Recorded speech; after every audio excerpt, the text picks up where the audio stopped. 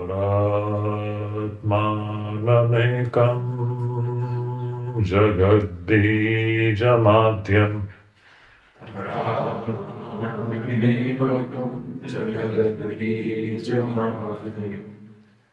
Niriham Nirakaram Omkara Vedyam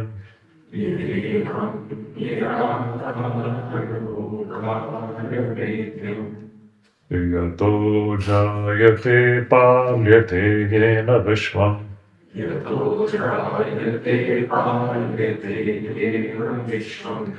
Tamisham Bhajeliyate Yatra Vishwam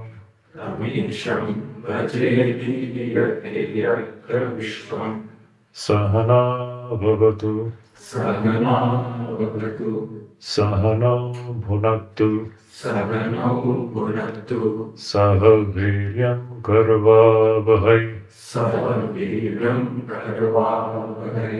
Tejasvinavadhitamastu Vidvishavahai Om Shanti Shanti Shanti Hari Om. So, dear devotees,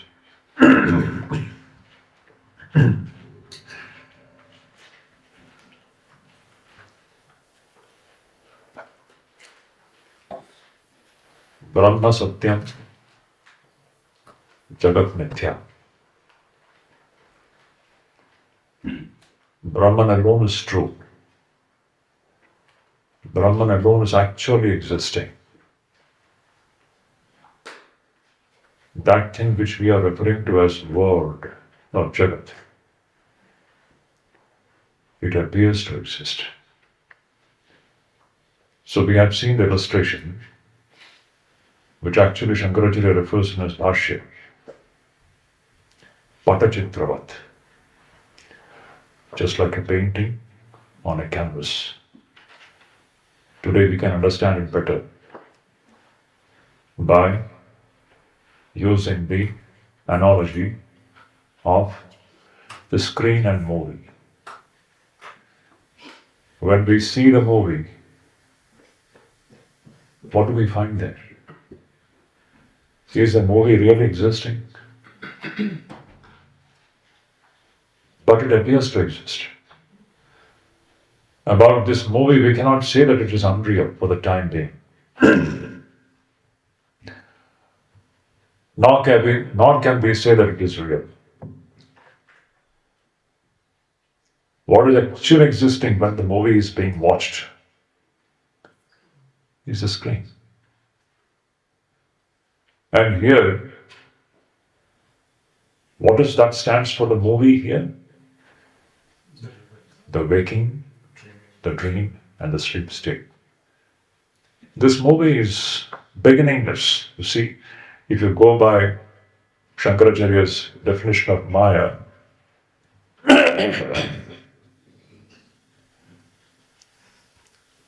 what is the definition of Maya? He says that Maya is Avyaktanamni Paramesha Shakti Anadiravidya. Anadi. It is beginningless. Can anyone determine the beginning of this movie called Jagrat Sapna Sushupti? When did it start? On which day did it start?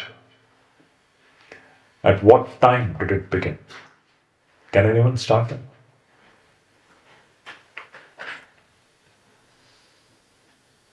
So many questions may trouble us. Modern science, physical science. The creation started 14 billion years back with a Big Bang. And all these ideas. Anyway, I don't want to deviate into that. But this thing which we are referring to as world, which includes the waking, the dream, and the sleep, all three together is what is referred to by the term world. And this world is beginningless. No one can determine its beginning. Actually, why we cannot determine its beginning? Because it is something which does not actually exist. How can you determine the beginning of something which is not actually existing? It's a fact. It's an experiential fact. That's why all the human struggle to find the beginning of this creation, it only ends up nowhere. You cannot, no matter what we do. These are all the experiences of the rishis. Incontrovertible. It cannot be separated. So this Srishti is beginningless. Why it is beginningless? It is an experience of something which is not actually existing. Had it actually existed, we could have measured it. This is immeasurable. You can't measure it.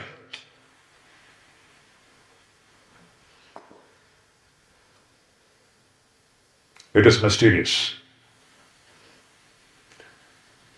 Shankara uses two beautiful terms. Mahadbhutam, Anirvachaniyam, amazing. It's a great wonder. Where nothing is existing, you see the whole drama going on. So all that we can talk about this mysterious thing called Jagat it's a great wonder. It's Anirvachaniyam, it is inexplicable, it is inscrutable. You cannot talk about it this way or that way. It doesn't fit into any category. If it had actually existed, you could have categorized it. So this is an experience of something which is not actually existing. Going back to the movie. Movie is an experience of something which is not actually existing. What is actually existing is the screen and screen alone. Now, if we have to experience this screen, if we have to experience this Atman which is the screen, on the screen of the Atman, this movie of Jagrat, Swapna, Sushupti is going on. When it started, no one can determine. But we can put an end to it. It is Anadi, but it is not Ananta. It is beginningless, but it is not endless. It can come to an end.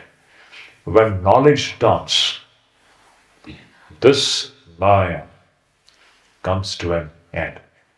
Maya is beginningless, but it is not endless. It ends. At a certain point of time, when knowledge dawns, when Vidya dawns, this avidya stops. It disappears. So, how do we realize the Atman? Now, that is the main concern of all the seekers of truth.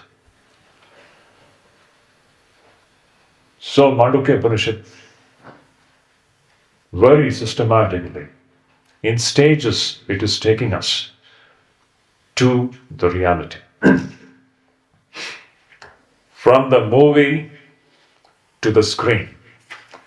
Presently, we are trapped in the movie, actually, for the time being. As long as we are ignorant about the truth, we are trapped inside this movie. And if we have to realize the truth, it is a journey from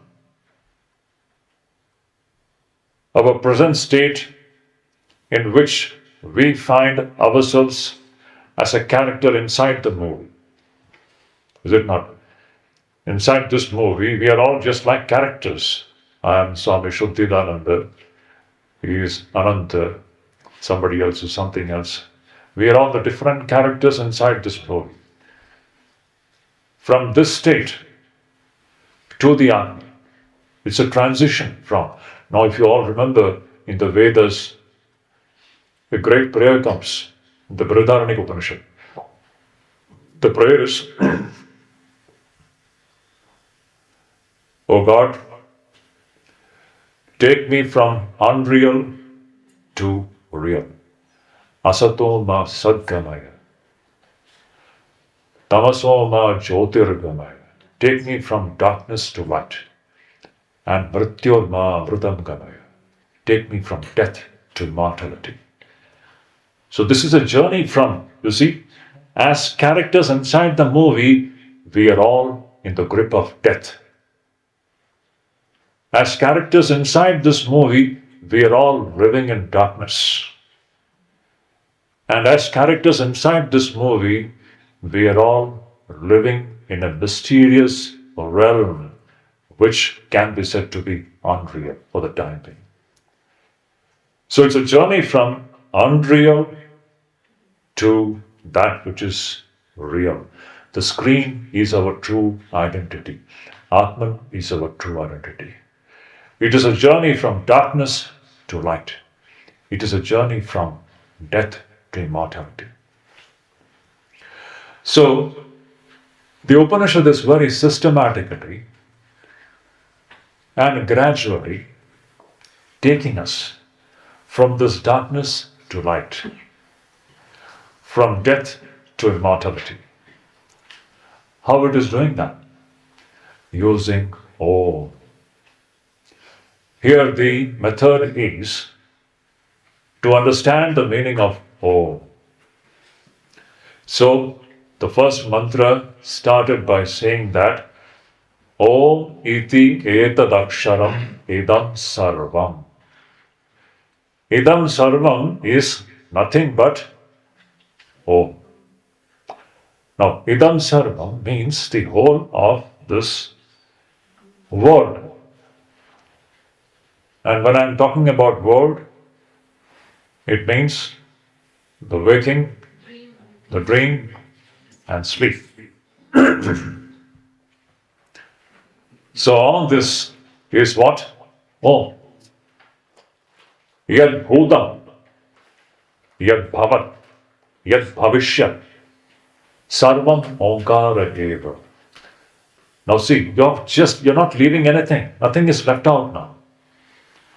Your past, this life past several lives, everything is encompassed in this one sound.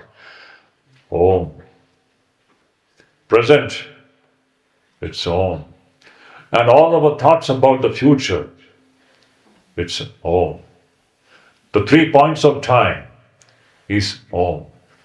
Yachapi trikana titam, tadapi omkareva. What is beyond the 3 points of time, which refers to the undifferentiated state, the causal state. The causal state, which is Maya. So in short, the causal state, which is Maya, and the effect of Maya. The causal state and the effect of the causal state is the manifested state. This is the manifested state, the differentiated state. The causal state is the undifferentiated state. So what we refer to as world is nothing but the undifferentiated, differentiated. The causal, manifested. So Om includes everything, from the undifferentiated to the differentiated, from the causal to the manifested. Everything is Om. Past, present, future, everything is Om. Now, how do we understand that everything is Om? The technique is understand the identity between the name and the object signified by the name. This is the technique. And this is the crux. This is the very principle on which this entire process stands. The unity or identity of the name and the object signified by that name. Just like every object has got its name, is it not? So what will be the name of this so-called word taken in its totality. What will be the name of this world taken in totality? Nothing is left out.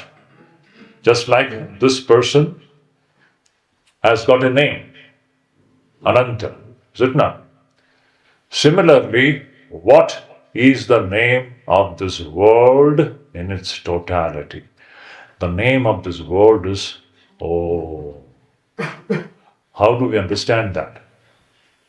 Shankaracharya says, actually speaking, here every object has got a particular name. And all these particular names are nothing but one with Om. Now to understand this, you just see, do we experience the world outside of mind? What we are experiencing, it is nothing but mind only. As long as mind is active, you are so-called seeing as if something is existing outside. As long as mind is functioning, active, you see the world outside. Is it not? If the mind becomes suspended for some time, as it happens in sleep, where does the world go?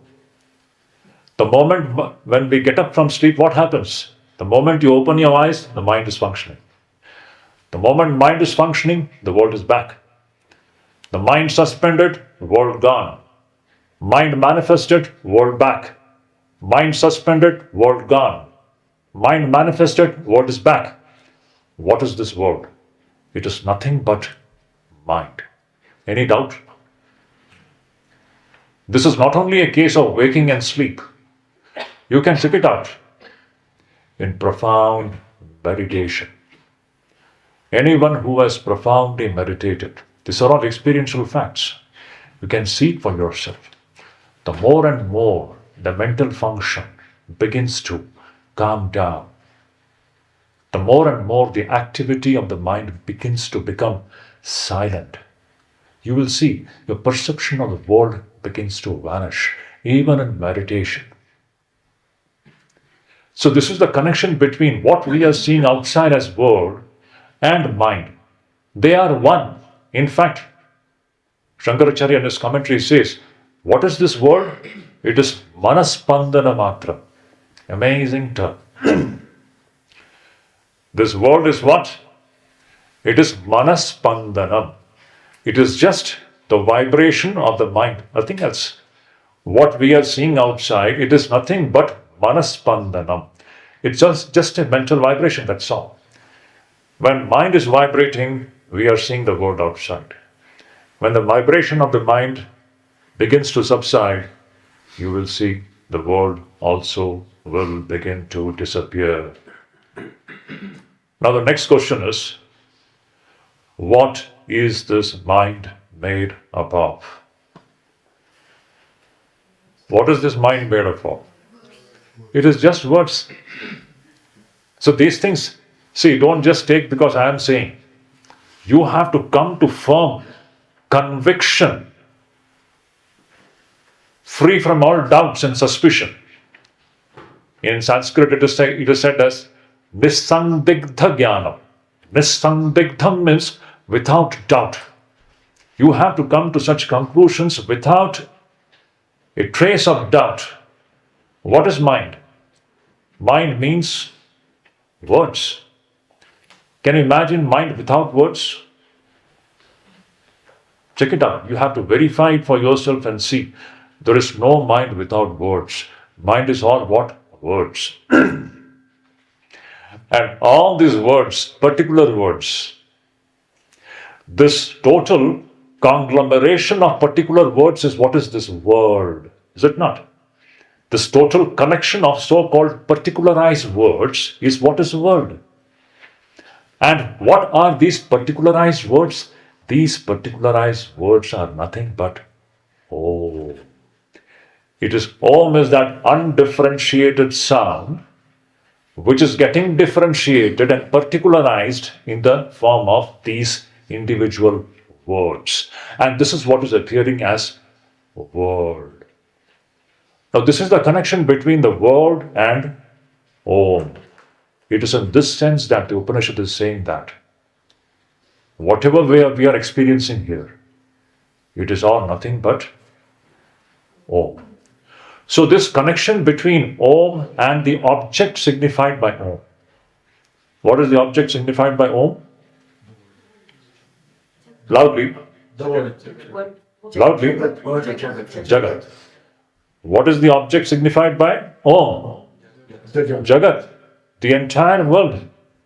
The world in its totality. Om means Jagat's name is Om means Jagat's name is Om means Jagat's name is Om means Jagat's name is Om means Jagat's name is Om means Jagat's name is. This connection should be firmly impressed in your hearts. Then only we succeed in this process. This identity between the name and the object signified by the name. This is the secret of success in this method of discovering the Atman. So, once you have understood this, Om means and Jagat is. Now, with this complete conviction, when you utter Om, Om means the totality of the world, everything is dissolved into this sound called Om. It's a process of dissolving this world into its source. It is from this Om that this world is emerging, and into the Om is the world is dissolving. This world is emerging from Om, and into the Om, this entire world is getting dissolved. This world is emerging from Om, into Om, this world is getting dissolved. Continuously, this is happening actually. Om is at the root of this entire so-called world. In fact, this world is not different from Om. So, when you understand the meaning of Om in this sense, Shankaracharya says, in a single striving, if you utter Om with this perfect understanding, the understanding of the identity of the sound and what the sound is signifying, with that understanding, when you utter Om, what is happening is, this entire Jagat is getting dissolved into Om, and Om itself gets dissolved. Both the name as well as the object signified by the name, both of them, they dissolve and they go away, and what is left behind is the Atman. This is the method. It's a matter of experience. This is how Shankaracharya said that this Om is Atma Tattva Pratipatti Upayam. Om is the very Upaya, or the way to experience the Atman. With the help of the Om, you are dissolving the movie, and when the movie stops, the screen is realized. Because Om is Jagat, Jagat is Om. Into Om, the Jagat is getting dissolved. And when this movie stops, this Jagrat Swapna Sushupti movie stops, what is left behind is the screen. So this is the methodology which Mandukya Upanishad shows us. So we have seen yesterday the first mantra. So in the first mantra, the Upanishad said, once again, let me just repeat it. Now we are going to the second mantra. Second mantra is, it is completing the whole picture. The first mantra said that this entire world, this Jagat is Om. Past, present, future, and that which is beyond the 3 points of time, that is the causal state, everything is Om. Now this Jagat is Om. Now what is this Jagat? That is the next mantra. Text.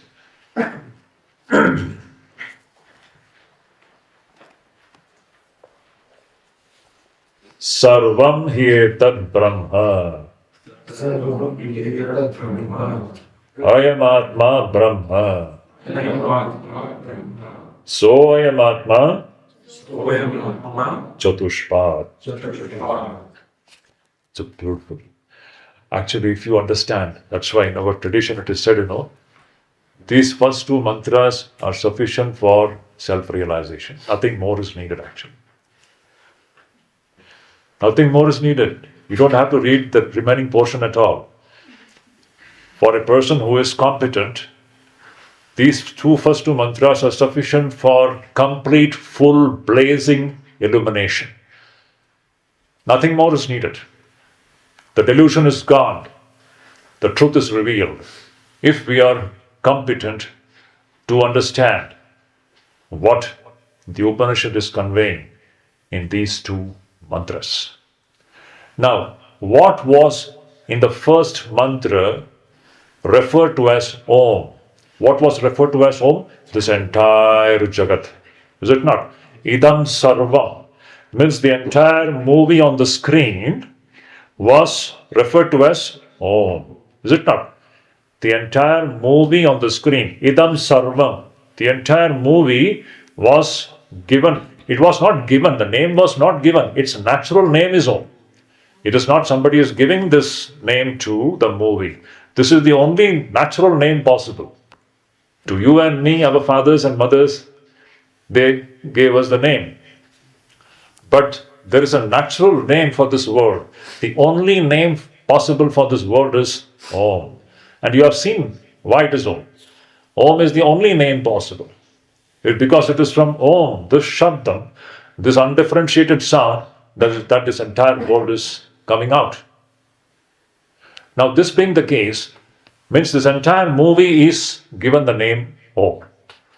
Now, the second verse says, what you refer to as Idam Sarvam, all this, meaning Jagat, meaning the movie, this movie which you refer to as Om, the second verse is saying, this Idam Sarvam is nothing but Brahma. Sarvam hi etat Brahma. How?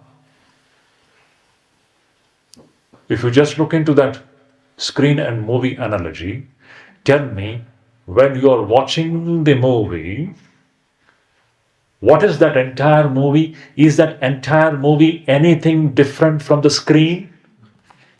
That Idam Sarva, this entire movie, what is it? It is the screen.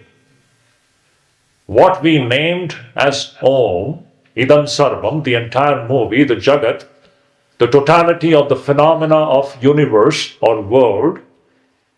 What is this world? The world actually doesn't exist. What is existing is Brahman. What you refer to as Idam Sarvam, it is all Brahman. What you are seeing on the screen as a movie, what is that movie? It is a screen. Even now, what is going on in the name of Jagrat, Swapna and Sushupti, it is all nothing but the Atman. This Jagrat, Swapna, Sushupti is just an appearance, just like the movie which is only an appearance on the screen, which is not actually existing. What is actually existing is the screen and screen alone. And what you are referring to as world, it is nothing but Brahman. Now go back to the immortal utterance of Shankaracharya. Blazing, absolutely immortal utterance. Brahma Satyam, Jagat Mithya. Jiva, who is this Jiva? Brahmaiva. Jagat, what is this Jagat? Brahmaiva, na paraha. Both the Jiva and Jagat, they don't have a separate existence. Tell me, that entire movie, along with all the characters inside the movie, are not those characters nothing but the screen? Are the characters distinctively, separately existing apart from the screen? Is the movie existing separated from the screen? None of these characters in the movie has got any separate and distinct existence apart from the movie. Apart from the screen. They are all nothing but the screen and screen alone. Jiva is Brahmaiva. Jagat is Brahmaiva. The second, this mantra says, what we refer to as Idam Sarvam as Om, this Idam Sarvam is nothing but Brahma. So beautiful. Now, next statement, amazing. This entire movie is Brahman. What about you? What about you? What about you? What about you? What about you? See how Upanishad, just like a mother, holding our hands and is taking us to our true nature. What about you? Okay, this entire movie is Brahman, but what about you? Take your hand. Take your hand. Keep it on your chest. All of you. Keep it on your chest. Upanishad is saying, I am Atma Brahma. I am Atma Brahma. Behind this movie of Jagrat Sapna Sushupti is the Atman. That is Brahman. I am Atma Brahman. Everything is Brahman. This is Brahman. Shankaracharya in his commentary says, the Guru takes the hand of the disciple and places the hand of the disciple on his own bosom and says, my dear child, you are Brahman. So thrilling. What an experience it is. This is what Upanishad is taking us step by step from where we are trapped to our true nature. Two statements. Sarvam hi etat Brahma, Ayam Atma Brahma. Again, if you have not understood this statement properly, just like a mother. Now, Upanishad will further explain how is this Ayam Atma Brahma. For most of us, actually speaking, here the Upanishad should end. Truly speaking, nothing more is required. For a competent person, this much is sufficient. Om iti etad aksharam idam sarvam, sarvam hi etad brahma, Ayam Atma Brahma. These three sentences are sufficient for illumination. Once again, I repeat. Om iti etad aksharam idam sarvam. Idam sarvam is what? Om. And what is this idam sarvam called Om? It is Brahman. And what about you, my child? You are Brahman. These three sentences are sufficient for illumination. Nothing else is needed. But for most of us, something else is needed. Because still, it's not that easy. Because of our past samskaras and obstacles, though we listen to it, it doesn't become a matter of experience. So we need to further analyze this statement called Ayam Atma Brahma. This Atman, this is Brahman. How do you understand this? This Ayam Atma, so Ayam Atma, Chatushpad. This Atman has got 4 quarters. Now we are starting the analysis of this so-called psychophysical system. To understand that, behind this movie is the screen called the Atman. This Atman is Chatushpad. This Atman is Chatushpad means this Atman is made up of 4 quarters. And Shankaracharya makes some brilliant comments here. He says,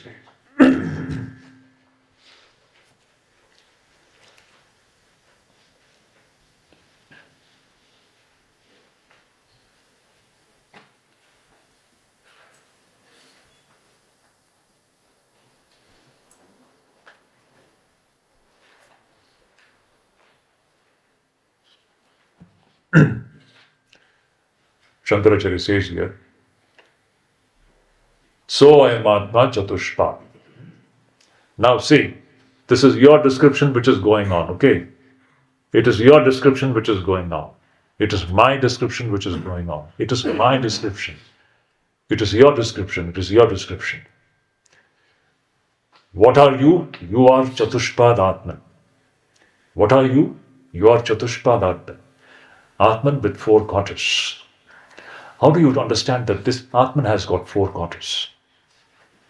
Shankaracharya gives a brilliant illustration here.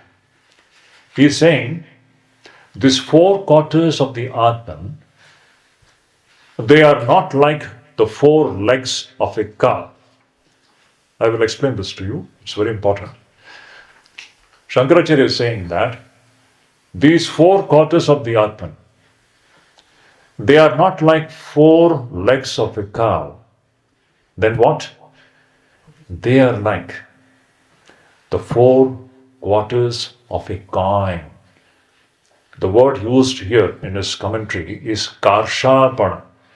Karsharpana was a currency which was existing in Shankaracharya's time. Just like today we have 1 rupee coin. Exactly, it is 1 rupee coin. This 1 rupee is made up of 4 annas, 25, 25, 25, 4 annas. 4 annas go into the making of 1 rupee coin. The 1 rupee coin which we have, Indian currency. So in Shankaracharya's time, that coin was referred to as Karsharpana. So he is saying that the four quarters of the Atman, they are not like the four legs of a cow, but like the four quarters of a coin. What does this mean?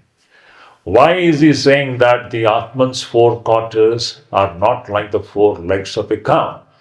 It's very important. The reason why he is saying that the four quarters of the Atman are not like the four legs of a cow, the reason is that the four legs of the cow, they are all unconnected. Is it not? They are lying unconnected, the four side. The 3 states which we are experiencing, they are not unconnected like the 4 legs of the cow. Then what? He is saying this 4 quarters of the Atman, it is like the 4 quarters of the coin. Now what do you mean by the 4 quarters of the coin? You take a 1 rupee coin. You take a 1 rupee coin and you make 4 parts of it.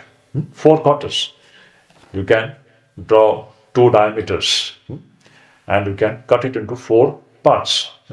1/4, 1/4, 1/4, 1/4. Is it not? You take a coin and you make 4 parts of it. 1/4, 1/4, 1/4, 1/4. Now, Shankaracharya is saying Atman's 4 quarters are like this 4 quarters in the coin. What does it mean? Now the first quarter is this waking quarter. Second quarter is the dream quarter.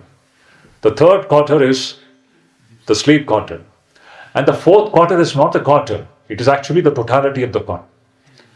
Now the thing is, now in whichever quarter you place your finger, you really you visualize a solid coin before you, and you have made 4 quarters, 4 parts to it. Now whichever quarter you place your finger into, tell me, what are you touching? You're touching the coin. You understand? Whichever quarter you place your finger into, you're actually touching the coin. It is a complete coin. You're touching the second quarter. What are you touching? You're touching the coin. You touch the third quarter. What are you touching? You're touching the coin. First, second, third quarter, they are not disconnected. They are all connected by the coin. They are not like 4 legs of a cow. In fact, it is on that coin we have this so-called 3 imaginary quarters. Are these quarters actually existing? If you take the illustration of the coin, what is actually existing is coin. The quarters have been imagined there. It is just an imagination. And in whichever quarter you place your finger, you're actually touching the coin. Any doubt? Similarly, here Shankaracharya is saying, whether it is the waking quarter, or whether it is the dream quarter, or whether it is the sleep quarter, in whichever quarter you point your finger, you're actually touching the Atman. It is Atman and Atman alone which is existing. So this is the meaning of the statement, so I am Atma Chatushpa. Atman has got 4 quarters, just like the 4 quarters imagined in the coin. These quarters are imaginary. What is actually existing is coin and coin alone. Similarly, waking, dream, and sleep. This is just an imagination on the Atman. Atman alone is existing. Actually, what is existing is Atman. The three quarters, they appear to exist. Jagrat, Swapna, Sushupti is appearing to exist. And we find ourselves inside one of these quarters. We as Swami Shuddhidananda or Ananta or Father or whoever it is, we find ourselves as an individual inside one quarter. This waking is one quarter, and we are finding ourselves as an individual inside this one quarter. But actually what we are is the complete coin. We are nothing short of that Purna coin. Every day morning we chant Purnamada, Purnamidam. This Purnatvam is our true state. We are not incomplete small individuals. Our true identity is that complete coin. Nothing short of that.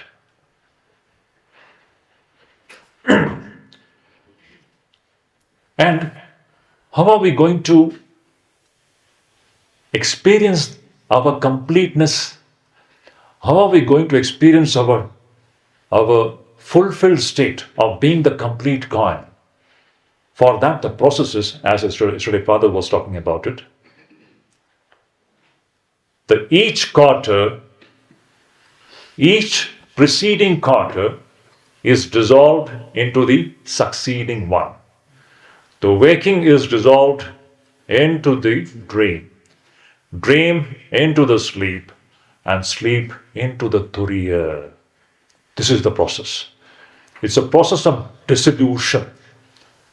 The waking is dissolved into the dream. That means the gross is dissolved into the subtle. And the dream is dissolved into the sleep. That means the subtle is dissolved into the causal. And finally, this causal, the sleep, is also dissolved into this Turiya Atman. This is the process. Now, this is what we are precisely doing using Om. As I said, Om is used to dissolve this entire movie. This movie is nothing but Om, is it not? This movie is nothing but Om. Using this Om, we are dissolving the movie from gross to subtle, subtle to causal, and from causal to the reality called the Atman.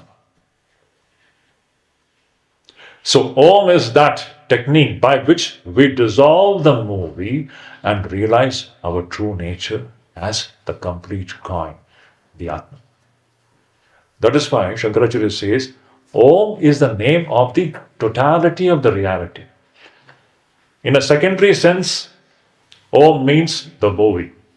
But in the primary sense, Om is the name of Atman. The only name possible for Atman is Om. So in the primary sense, the name of the Atman is Om. And in the secondary sense, Om means the movie. In short, Om means the totality of reality, both the screen as well as the movie. So what is existing? Om alone is existing. Om alone is existing. The screen alone is existing on which the movie is appearing. Both together is referred to by Om. Now, if this understanding is perfectly impressed in your hearts, and with this understanding, if you can meditate in one utterance, the person will be experiencing that ultimate reality. In single style, Shankaracharya says, see, these are all words of experience. Ekeneva prayatnena yugapat pravilapayan tad vilakshanam brahma pratipadyete. It says, Ekeneva prayatnena, in one striving. But before that, what is preceding this one striving is the complete understanding of the meaning of Om. So if we just see, what is that we have been doing since yesterday? We have been trying to understand what is the meaning of Om. Is it not? We have been striving to understand or ascertain what is the meaning of Om. This is what Shankaracharya says. Om is what? Omkara Artha Nirnaya is Atma Tattva Pratipatti Upayam. This ascertainment or determining the meaning of Om is the way, it is the Upayam to realize the Atma. That is what we have been doing. Understanding the meaning of Om. What does Om mean? And we are understanding it in stages. First, Om was understood to be the world, and Om has become the way to dissolve the world. And when the world is dissolved through Om, what is left behind is the Atman. And that's why, in the primary sense, Om means the Atman. That's why ultimately Om means the Atman plus this movie which is going on the Atman. With a clear understanding that Atman alone is existing. This is the meaning of Om. With this understanding, if we utter or if we meditate on Om, it should bring about illumination. So these two mantras we have seen. That is, in the first, it is said that everything is Om. Second says, what we refer to as everything, this everything is nothing but Brahman. This entire movie is nothing but the screen. And what about you? You are that screen. You don't have a separate existence apart from that screen. You are immortal. You are free.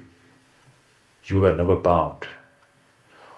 All other ideas which we have about ourselves, truly speaking, it is all existing in avidya. It is all kalpana matram. It is all imagination only. All other idea that we are living with, I am this, I am that, I am a man, I am a woman, all these ideas, this is all sheer imagination, born out of avidya. This is the statement of the Upanishad. Now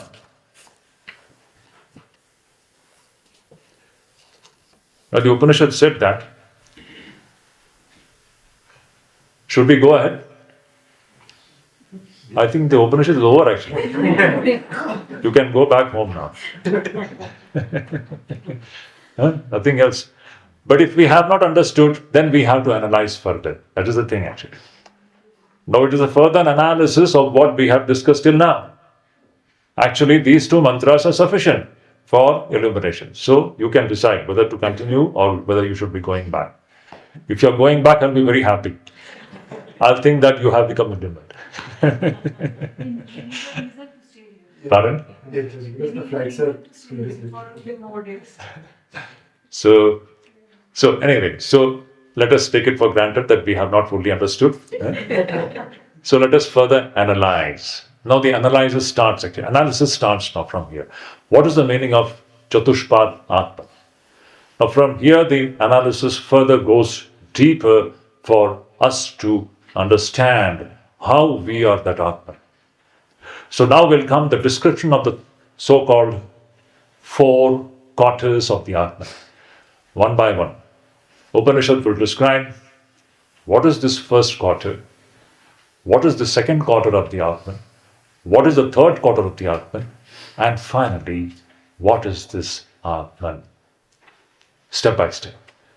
Now remember, this is your description. The description of the Atman is your description because you are the Atman. Let us change our vision, okay? That's why I had told you, are you ready to change your identity? We are changing our identity now. We are trying to get our true identity. We have been habituated with our wrong identity. Our true identity is this, nothing short of this. So our true identity is this Atman. But how do we understand that? So let us go systematically. Let us understand the 4 quarters of the Atman. The first quarter, which is the waking quarter. The second quarter is the dream quarter. The third quarter is the sleep quarter. And the fourth is the totality of the Atman itself. So it is all the description of the Atman. It is all the description of the Atman in the context of the 3 quarters. Let us see now. What is it saying?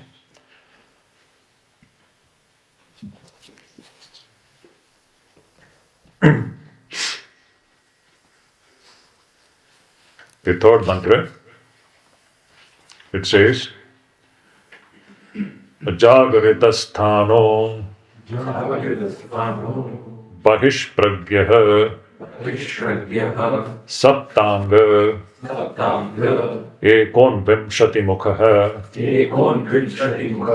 sthula bhuv vaishvanarah prathamah padah. What does it mean? This first quarter of the Atman. First quarter of the Atman means your first quarter. It's your first quarter. Always don't objectify Atman. It is your description which is going on. Your first quarter's description is being given here. It's your description which is going on. You as the Atman experiencing the waking. You as the Atman experiencing the waking gross world. That is what is the first description, the description of the first quarter. So, Atman is Jagarita Sthana. Jagarita Sthana means when the Atman's sphere of activity is the so-called this waking world. Okay? Presently you just see it is Atman's, now in this state, the sphere of activity of the Atman is this so-called the waking state. It is Jagarita Sthana. For the time being, Atman is active in the so-called the waking state. Jagarita Sthana. Now there is something speciality, some distinguishing characteristics of each state that we have to understand. How is this Jagarita Sthana different from Swapna Sthana? And how is this Swapna Sthana different from Sushupti Sthana? All the three sthanas are the sthanas of the Atman only. All the three states, these are the three states of the Atman only. It is the three states of us. We are existing in three states. In the waking, in the dream, as well as in sleep. So, here, in the so-called this state, now, where we are discussing this Shastra, this Atman is called as Jagarita Sthana. Means here the sphere of activity of the Atman is the so-called waking world. And what is the characteristic of this Atman in the waking world? It is Bahishpragya. Bahishpragya means here our awareness is externalized. We are here aware of objects existing as if they are external to us, outside of us. Is it not? You are as if I am seeing things separated from me, as if this world is existing separated from me. Is it not? Here our awareness is completely externalized. Bahish pragya. Pragya means our awareness, which is bahi. Bahi means externalized. This is the characteristic of this waking state. In the waking state, we experience the world as if it is outside of our own self. I am separate and this world is existing separated from me. This is the characteristic of the so-called the Atman in the waking state. It is Bahish Pragya. Then what? It has been described as Saptanga. Saptanga means Atman has got 7 angas. 7 anga means 7 limbs. Now what do you mean by 7 limbs here? Just like we have a body with limbs, is it not? We all as individuals, we have a body with limbs. In the waking state, this Atman, in its cosmic dimension. Now we are going from the individual to the cosmic dimension. Okay. From the individual, we are going to the cosmic dimension. In the Atman's cosmic dimension, Atman has got 7 limbs. Now this is just a picturization. what it means is that Atman associated with the waking state in its cosmic aspect, not in its individual aspect. Just like we have body with limbs, we have head, we have hands, we have feet. Just like that, this Atman is existing as the cosmic being, the Virat or the Vaishvanara. The cosmic being. And this cosmic person has got limbs, just like we have limbs, hands and feet and head and eyes. Similarly, this Atman in its cosmic waking aspect, it has got 7 limbs. That is the simple meaning. The Upanishad is actually what it is doing. It is making us understand that, actually speaking, this individual doesn't exist. What is actually existing is the cosmic being alone is existing. It is this cosmic being who is referred to as Virat. The word Virat you might have heard. Actually, in all the 3 states, it is the cosmic dimension which is actually existing. The individual is just a semblance or just an appearance of the cosmos. It's like that. You can take an example to understand this better. Inside our own bodies, if you take this body as one cosmos, okay? Your body is one cosmos. Inside this, how many living creatures are existing? You understand? Inside each, if your body is a cosmos actually, each one of your body is just like a cosmos. And inside your bodies, how many microorganisms are living? Is it not? For them, your totality will be the cosmic being. Is it not? Similarly, we are just existing like that. We as individuals, we are the small things existing inside the cosmic person. So Atman's, that cosmic dimension is what is being described here. It has got its 7 limbs, just like we have limbs. If you remember, Swamiji has spoken about several lectures on this, macrocosm and microcosm. In the Almora, this is what experience he had. The identity between microcosm and macrocosm. And he said that what is actually, now see, it's all Upanishads only. It is not Swami Vivekananda, some new discovery. These are all Upanishads. So what is that experience? That in Sanskrit, the term is like that. Shankaracharya says, in every pinda, the entire Brahmanda is involved. Pinda and Brahmanda, 2 terms which come there. Brahmanda means the entire cosmos. Inside each one of us, the entire cosmos is actually speaking existing. You can discover the entire cosmos inside each one of you. The macrocosm and microcosm, they are not 2 different things. Actually, what is existing is macrocosm alone. That is why, you see, if you just look into all the famous utterances of Swami Vivekananda, like expansion is life, contraction is death. It is all based upon this principle. The more and more you contract to microcosm, you are really speaking, you're dying. And then more and more you expand in your consciousness and awareness, you're actually becoming immortal. The more your awareness expands and becomes one with the macrocosm, you are actually speaking, becoming immortal. The more and more we become selfish, the more and more our awareness becomes narrowed down to the small biological structure, we are actually dying. Contraction is death and expansion is life. All these statements from Swami Vivekananda, it's all based upon this idea about macrocosm and microcosm. So here, what is being described is Atman in its cosmic waking state, cosmic, which has got 7 limbs, where the awareness is externalized, bahishpragya, saptanga, and ekon vinshati mukha. Ekon vinshati mukha means it has got 19 mouths.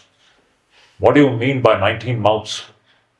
19 mouths means, you see, we as individuals, we have got 19 mouths. We are not eating with one mouth. We are eating with 19 mouths. Mouth means what? Mouth is that through which we intake, is it not? All the intaking happens through the mouth. We eat food through our mouth. Similarly, we are not only intaking through the mouth, we are intaking through 19 different organs. Like 5 organs of perception. 5 organs of perception, eyes, ears, nose, tongue, and touch. Shabda, Sparsha, Rupa, Rasa, Gandha. We are constantly taking things from outside and letting it go inside through these 5 organs of perception. Similarly, 5 organs of action. We are also taking in things through the 5 organs of action. So, Pancha Jnanendriya, Pancha Karmendriya, then Pancha Prana. Pancha Prana. Pancha Prana, without this Prana, Pancha Prana, Prana, Apana, Vyana, Udana, Samana. Without this Pancha Prana, this so-called Jnanendriya and Karmendriyas, they cannot function. So Pancha Pranas, Pancha Jnanendriyas, Pancha Karmendriyas, and then Man, Buddhi, Chitta, and Ahankara. We are actually taking things from outside using all these. So similarly, this cosmic being, this Atman in the form of the cosmic gross, the waking state, it is taking in things or it is experiencing things through 19 mouths. Ekon Vinshati Mukha. Then what? This Atman is Sthula Bhuk. Sthula Bhuk means it is experiencing gross objects. Sthula means gross. Bhuk means it is experiencing. Atman in the waking state is experiencing gross objects. Sthula. This Atman is known as Vaishvanaraha. The name of the Atman in the waking state in its cosmic dimension is Vaishvanaraha. This is Atman's first quarter. So this Vaishvanara is whose name?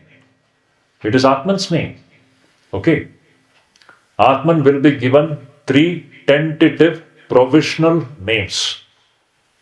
Vaishvanara we'll see now. I'll just sum up this later after going through all the 3 states, then it will become easier. So the first state is of this kind. To put it in brief, this first state of the Atman is that in which its sphere of activity is the so-called this waking state. And in this waking state, Atman is aware of objects which are external to its own self.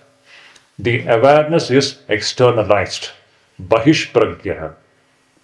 And here it has got 7 limbs, Saptanga, and it is experiencing the so-called the waking state through 19 mouths, Ekon Vinshati Mukha. And it is Sthula Bhuk. It is experiencing gross objects. And this Atman in this waking state is known as Vaishvanara. This is the Prathama Padaha. This is the first quarter of the Atman. So I think for today, this session, let us stop here.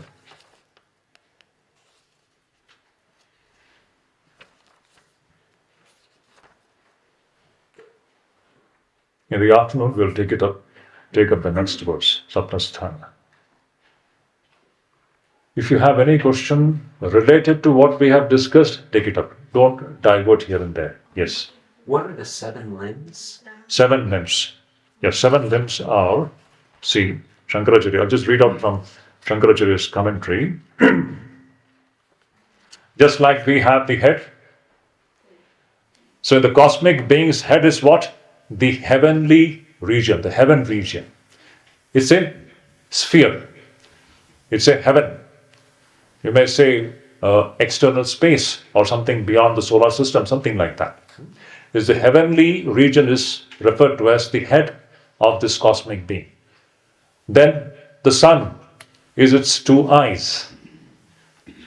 Sun is its two eyes. Then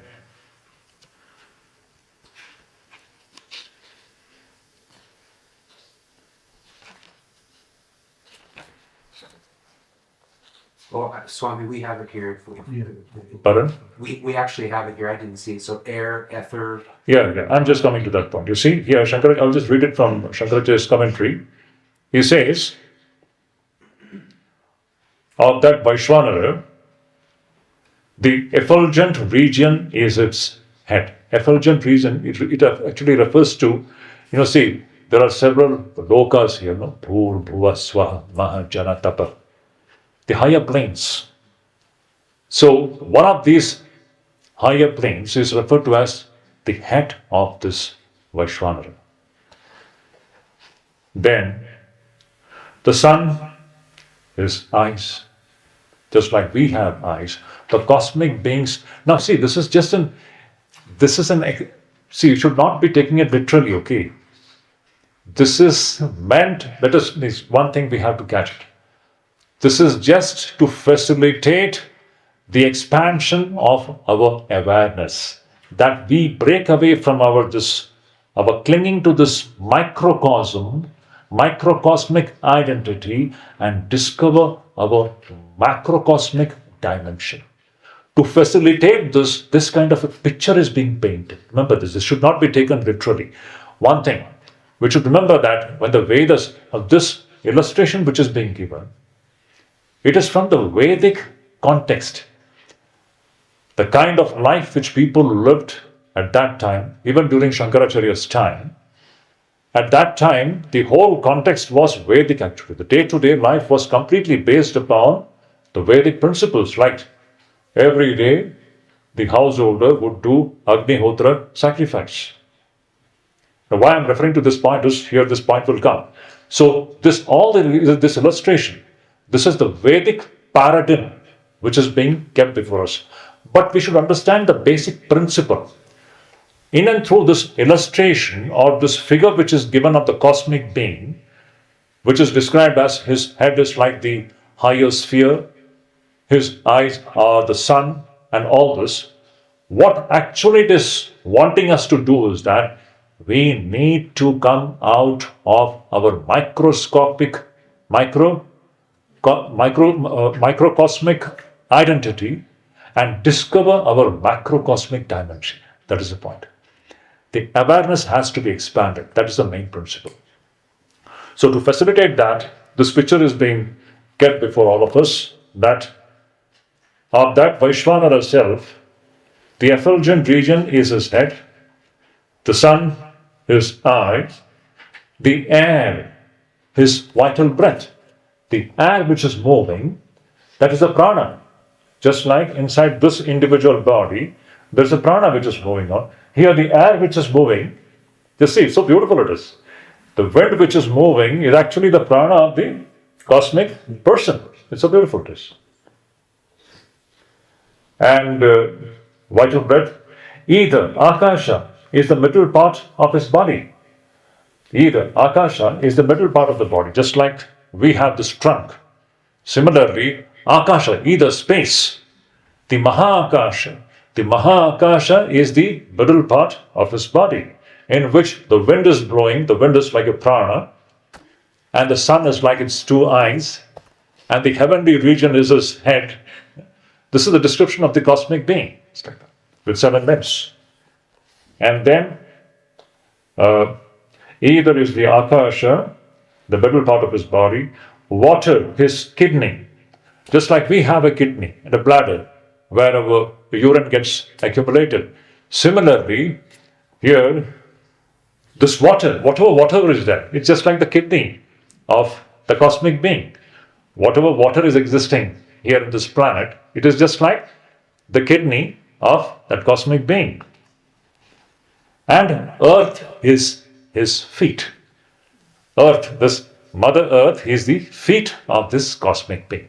So, you should not take it literally. What is this mantra painting before us is the cosmic dimension of the Atman.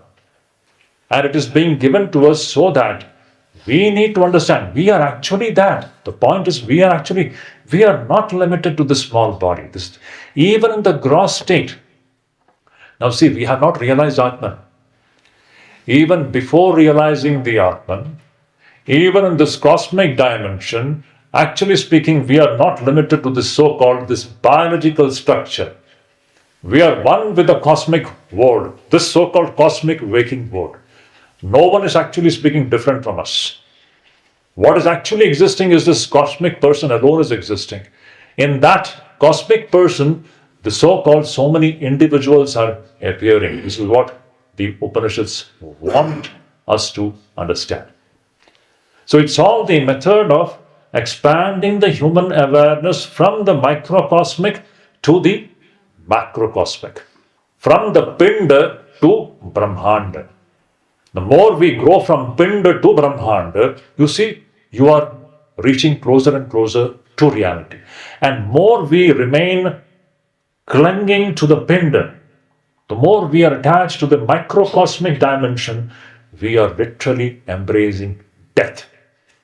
That is the science. So let us understand the principle behind this presentation. That's the point. Yes? Now, because of Shankara's commentary, we are having big discussion. Yeah. Earlier, from Upanishad up to Shankara also, was it like this only, or how did they used to interpret it? Definitely it was the same, but Shankaracharya was the first person to keep it before the world with such clarity. Perhaps before Shankaracharya, there might have been rishis who have understood this, but no one kept it before the world for the common man to understand. That is the greatest contribution of Shankaracharya.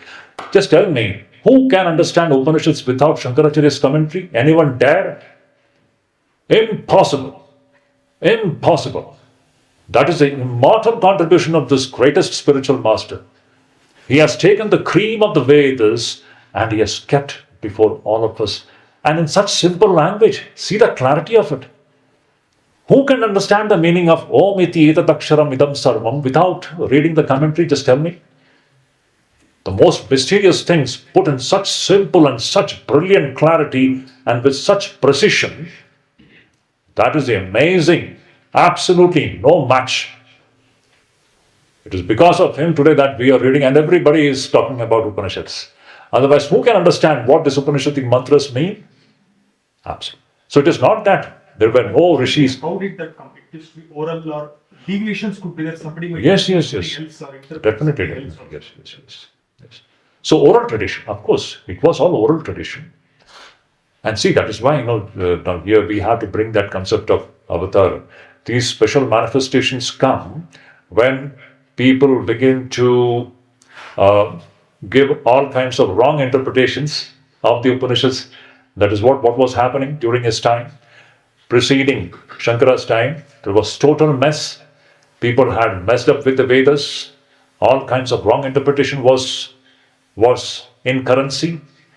And that's why special manifestation had to come to keep before the world the right meaning of the Vedas. That was Shankaracharya's. After that, actually everyone is simply following him. Actually speaking, there's no question of going away from this standpoint. This is the simple standpoint. What is that? So, Swamiji, Vaishvana is the waking aspect of Atma. Is there a corresponding cosmic aspect of Anatma which the Vaishvana enjoys? Anatma. I mean, See, we are here. This Vaishvanara is the name of the Atman. Atman associated, you may say, Atman associated with Anatma, you may say, for the time being. See, what is this so-called Jagat? Jagat is Anatma. This so-called the waking state is actually, state is Anatma. What we are referring to as state. State is what? Movie. Is it not? This Jagrat is part. It's one part of the movie. It is actually Anatma. So Atman associated with the Jagrat, if you take Jagrat in itself, Jagrat is Anatma. So here we are not actually emphasizing the Anatma, we are emphasizing the Atman. Atman associated with this state is referred to as Vaishvanara. Our job is to transcend the Anatma and realize the Atman. That is why we are understanding Atman associated with the waking state, then Atman associated with the dream state, then Atman associated with the sleep state. The waking, dream, and sleep, these are all actually speaking Anatma. We are trying to understand Atman in the context of all these three things, and finally to realize that Atman alone is existing. You understand? There is nothing called Anatma actually speaking. What is existing is Atman and Atman alone. So Atman in the so-called the waking state is what is being given the name called Vaishvanara. Yeah. Yesterday you told that everything is dissolving in Om. Ah. The same thing Ramakrishna ji Thakur ji कथामृत में बोलते हैं कि गायत्री मंत्र dissolves in Yes, same their thing. things. Yes, same thing, same, exactly. Sandhya dissolves in Gayatri. Gayatri dissolves in Om. And when Om is also dissolved, Brahman is realized. The Kathamrit starts with this first page itself, you will find this. Om is the ultimate mantra, let me tell you. I'll come to that point later. We'll have to understand this, the different aspects of mantra, mantra shastra. If you understand Om, nothing else is required, actually speaking. But it is difficult, it's not that easy. And why it is difficult to know? Because we are still strongly attached to the movie. That is why it becomes difficult. A person who has got no attachment for the movie, it will be like this. It is because of our infatuation for the movie, in one way or the other, we fail to catch what the Upanishad is saying. The secret lies there, one point: Vairagya, Anasakti, detachment. The more we have that, without that, this is not going to give fruit. You may read it, you may go back, it doesn't work. It works only when we have Vairagya. That's why. Yes, Jidekana? Maharaj, you said that in primary sense, Om is the Atman, Yeah. and secondary sense, Om is the movie. So, I think what we're trying to, this Virat sense you would mention, it says Ishvara, right? So we're realizing the individuals, realizing their identification with Ishvara. But then that's Saguna Brahman. Saguna, yes. But then from Saguna Brahman to Nirguna Brahman. So you said Om is the means for realizing one's identity with Virat. Yeah. But from Virat to Nirguna Brahman, what's the means for that? We are going slowly, Deepak Maharaj. Now we have just, actually this is what actually we are going to do now. Now see, we have just touched upon Atman in the waking state as Vaishvanara. Now the next will be Atman in the dream state, which will be referred to as Taijasa and Hiranyagarbha. Then Atman in the so-called sleep state will be referred to as Pragya and Ishvara. Then finally the transcending of that Ishvara also into Praturiya Atman. So in a very graded manner we are going. How do we do it? We'll go. Actually, let us go step by step and see it will become clear. What is that, Council? Maharaji, when we say this Saptanga, when you given the expansion of Saptanga and then say the Sthula Bhut, then actually whatever we explain in Saptanga is actually the thing gross thing we experience all the time through our five senses. Like we say, there's a place where wind, water, fire, everything that we consume all our five senses all the time. Is it not the same thing? Is referring to that? The Saptanga and the Sthula Bhut is not pointing to each other, the same thing? See, I'll put it in a simple way. It is a description of the cosmic. See, I'll tell you. See, Upanishads are so compassionate. We are so much bound into personality. We cannot come out of our personality syndrome. We are finding, actually, let me tell you. See, it is going to. We are so much personality bound.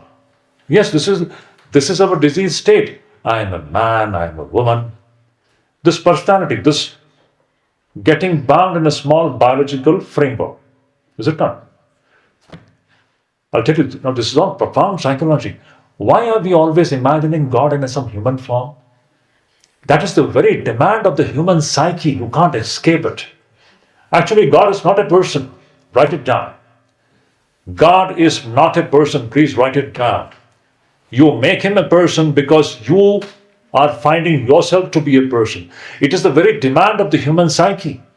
As long as you are clinging to your so-called human identity, your God also has to be human. You can't escape this position. You understand? That is why we have so many forms of God. Beautiful. It is needed. It is important. It is the very necessity of the human psyche. But is God limited to any form? Absolutely no. God is not a person. This is what the Vedas proclaim from the top of its voice. Upanishads. Because we are finding ourselves with a body with 7 limbs, so the Upanishad is describing the cosmic being also with 7 limbs. That's all. Because we are personality bound, so, okay, let us have the cosmic personality. Instead of the small personality, let us first come out of our small personality and realize our cosmic personality. So that is the description of the 7 limbs and 19 mouths. Because we are finding ourselves to be having limbs and mouths. So we can't escape that. But ultimately we are going to transit it. This is the point. So this is the simple psyche behind this description actually. As long as we are human bound, our God also has to be human. You can't escape that. Swami Vivekananda very beautifully says, if a cat imagines God, the cat will imagine a huge, massive cat. It is the very necessity of the cat's psyche. The mold in which we are finding ourselves to be, your idea of God will be exactly corresponding to that. You can't escape that. But if you understand yourself to be impersonal, your God also will be impersonal. Now, I am asking this question. It is not me. Upanishad is asking this question. Try to find out, are you a person or are you impersonal? You will fail to prove that you are a person. If you really analyze, you will fail to prove that you are a person. We have never done this analysis. That's why we are just basking in this comfortable position, thinking that I'm a man, I'm a woman. If you really analyze properly, you will fail to prove that you are a person. And it is from that standpoint you will understand that God is also not a person. It is a principle. Om Tattvamasi Aham Brahmasmi Shivoham Asangoham Satchidananda Rupoham. It's all impersonal. That is our true position. But we understand it's a faraway position. So we have to go in stages. I'll come to this point. Let's actually go ahead in this direction. And towards the end, we will analyze all these different positions of looking at the ultimate reality as person, as impersonal. It is all the play of human psyche, nothing else. Where we stand, from there, our God also will appear in that very way. If you change your position, your idea of God also changes. Just like that. Swamiji, while performing Homa, Swamiji, will tell a mantra, Vaishwanara Jata Veda Havahalon Sarvakarma. Yeah. You're offering, exactly. You are, when you're doing, actually, this Homa, is a beautiful, so these are all the beautiful rituals. When you perform Homa, what are you doing? You're offering everything into that fire. Now, this see here, this fire, Agnihotra fire or Homa fire, actually the ultimate thing is, ultimate thing to be offered into the fire, you know what it is? We have to offer about this microcosmic personality into the macrocosmic being. You're offering your small personality into the macrocosmic being. This is the sacrifice actually, which we have to constantly practice. That is why, see, Upanishads, everything stands on sacrifice and tyaga. Without tyaga and sacrifice, there is no question of self-realization. It's not possible. This small individuality, is it existing? Tell me, does the wave exist or the ocean exist? If the wave is thinking that I am something separate from the ocean, the wave is hypnotized. If the wave is thinking that I am existing separated from the ocean, the wave is in a state of hypnotism. This sacrificing the small identity of the wave The wave is offering itself into the ocean and discovering itself to be the ocean. So the whole essence of spiritual practice is what? It's all tyaga. It's all sacrifice. Not further strengthening the small individuality, but it is also struggle to dissolve our small individuality into the ocean of reality. That's why all of us see our practices like selfless service, karma yoga, nishkama karma. It's all essential. Without that, you can't move ahead in spiritual life. See, spiritual life is not only the question of just waving light before a photograph. I always see this. That is why you see in this ashram you don't find that. That is good. It has got its place. But the real thing is sacrifice. The real thing is vairagya. The real thing is tyaga. The capacity to give up our the small individuality and let it dissolve into the ocean of reality. This we can do it in so many ways. This very technique of Om itself is that, actually speaking.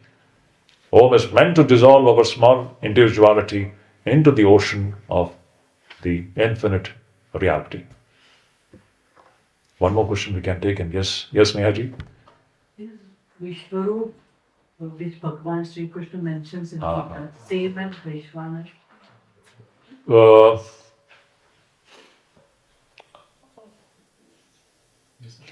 I won't say it is Vaishwanara. It's Vishwarupa Darshana. See, it is Ishvara. What did Arjun experience there? Arjun experienced Brahman's cosmic form. Simply speaking, the Brahman's ultimate reality is Brahman. But Brahman's, the so-called the cosmic Saguna, it is Saguna only. It is not Nirguna, Saguna. It was Saguna and it was Sakara. It had an Akara. It was Brahman associated with Maya and its Vikral form, its terrifying form. So I don't want to compartmentalize into the waking. I think, no, that this is actually, I should not be speaking about it. But I feel in my assessment, it is Saguna Brahman which Arjuna experienced. And remember, he was not experiencing it through his gross eyes. That is the important thing. So definitely it is not Vaishwanara. Divyam dadami te chakshu pashyame yogam aishwaram, Krishna says, I will give you a Divya Chakshu, you will be seeing my form through the Divya Chakshu, not through this Charma Chakshu. Because had it been Charma Chakshu, it would have been Vaishwanara. So it is not Vaishwanara. Arjun was experiencing the divine form of Parabrahman through a special faculty which was given, bestowed to Arjuna. So it is not this gross aspect which he was seeing, but he was seeing in a more subtler and a different dimension. But it is Brahman in the cosmic form, which was very terrifying. Aham Vaishyanara Bhuta Prani Nam Dehamastu. Yeah, Vaishyanara. No, that Vaishwanara, Jayapradaji, means Jatharagni. These terms have got different meanings in different contexts.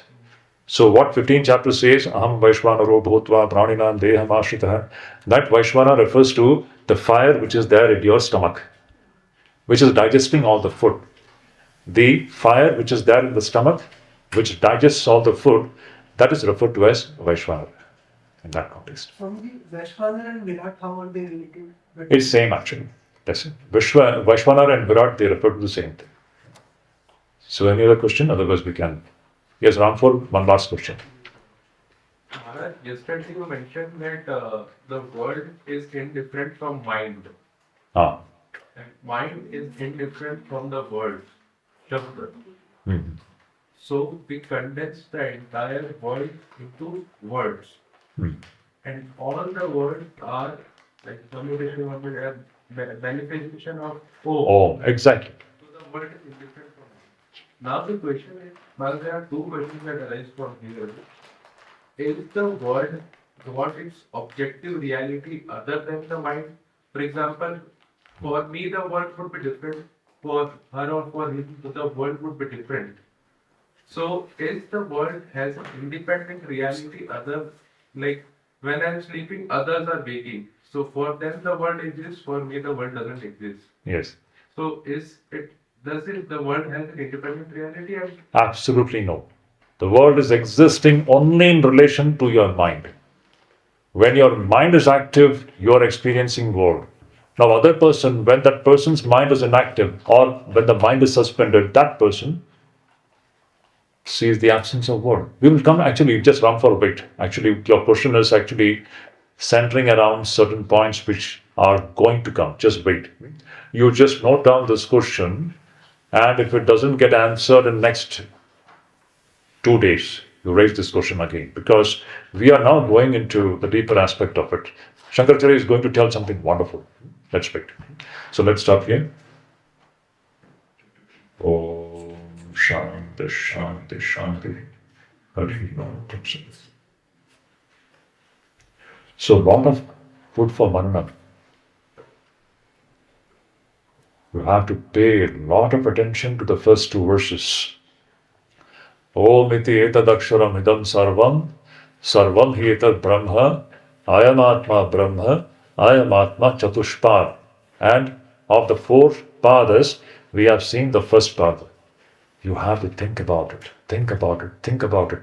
This is all your description which is going on. This is all your description which is going on. This is all your description which is going on.